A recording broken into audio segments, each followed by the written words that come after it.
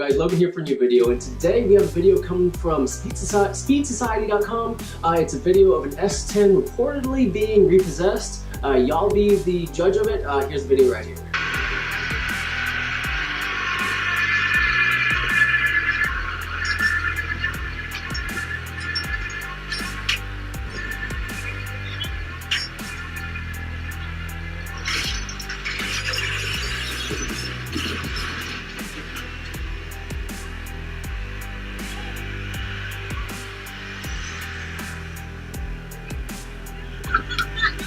So what do y'all think? Anyone who drives a manual really knows exactly what happened. Probably the car, I'm assuming that it wasn't repossessed because it looked like it was in a mall. I'm assuming that the car wasn't starting, so they called a tow truck driver to tow it.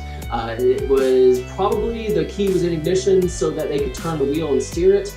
And it was in gear, but it was off. But when he started pulling it with the chain, it kind of like kick-started the engine and turned on, went off, and crashed to the ground. But if this was a true repossession, then I'm sure the owners, well, the previous owners, they found the whole situation funny. And honestly, I wouldn't be surprised if the lien holder, if they reached out to them, tried to offer them some kind of deal, because the damage that the S10 had on it is probably worth well more than what the S10 was actually worth. I mean, was that maybe a 92 or 93 S10?